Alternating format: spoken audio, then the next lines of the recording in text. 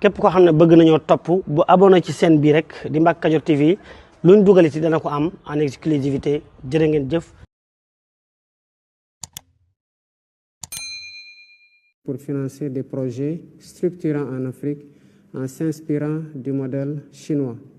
Le FOCAC, enfin, permet de renforcer les voix de l'Afrique et de la Chine sur la scène internationale, en ce qu'il prône notamment l'égalité, la confiance mutuelle, la coopération gagnant-gagnant, la solidarité et l'assistance mutuelle.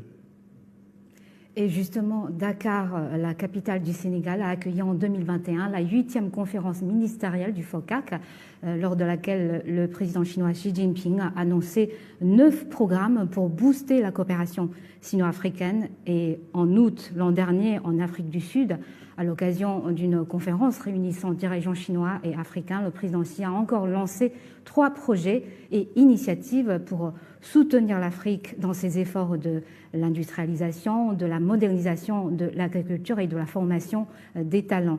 Alors aujourd'hui, Monsieur le Président, quelle appréciation feriez-vous des résultats du suivi de ces mesures?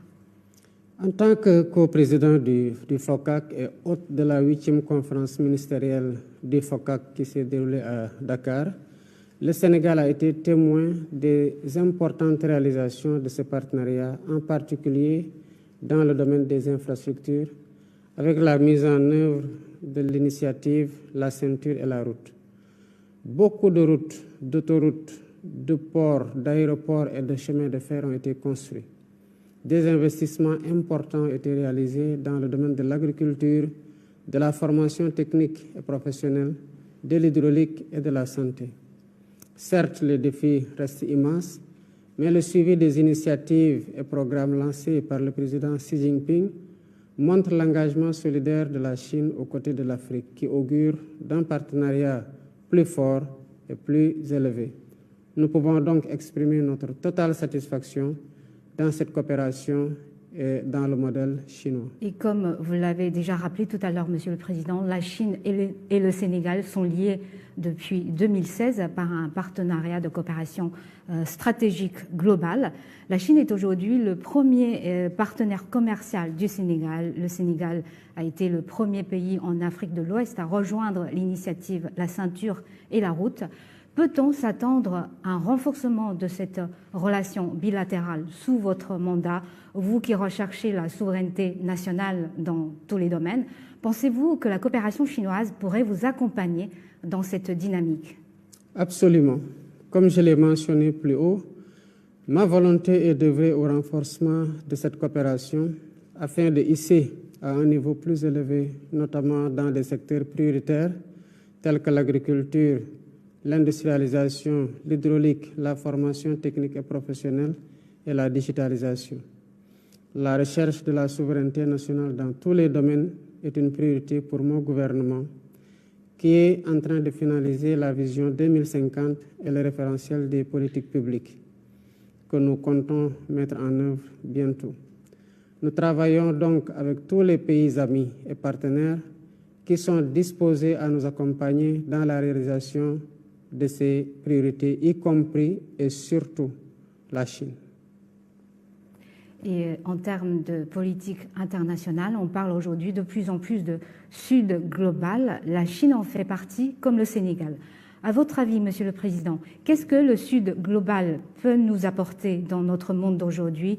Et comment voyez-vous les efforts fournis par la Chine pour promouvoir la coopération au sein du Sud global et pour pousser les pays en voie de développement à progresser ensemble? Le Sud global regroupe essentiellement des pays en développement et devient de plus en plus une réalité dans les relations internationales. Il prône la réforme du système international qui, nous le savons tous, est devenu obsolète en ce qu'il perpétue le statu quo et ignore les besoins légitimes de sa plus grande majorité. La mutation du groupe des BRICS, donc en un Sud global plus large, montre à quel point le système international est contesté et qu'il urge de le réformer, mais le réformer dans le sens de le rendre plus inclusif, plus juste, plus équitable dans l'intérêt bien compris de tous. Bon, une dernière question avant de terminer cet entretien, Monsieur le Président.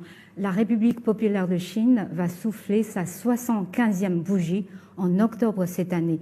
Quelle évaluation auriez-vous des résultats obtenus par mon pays sur son chemin de la modernisation à la chinoise et que pensez-vous des initiatives lancées par le président Xi Jinping ces derniers ans en termes de développement mondial, en termes de sécurité et de civilisation?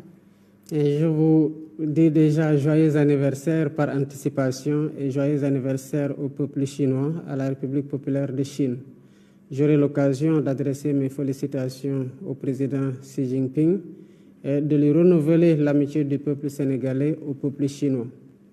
Avec une politique de grandes réformes d'ouverture, la Chine a pu réaliser des progrès impressionnants sur la voie de la modernisation.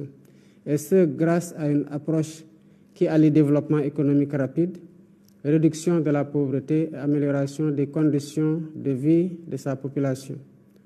Donc les résultats parlent d'eux-mêmes. Le modèle de modernisation à la chinoise plutôt, basé sur une forte capacité d'innovation, une industrialisation avancée et une gestion efficace des ressources, a permis de tirer des centaines de millions de Chinois de la pauvreté en quelques années. Ça aussi, c'est un constat qui s'impose. La Chine est donc, en ce sens, une source d'inspiration pour de nombreux pays en développement, y compris le Sénégal.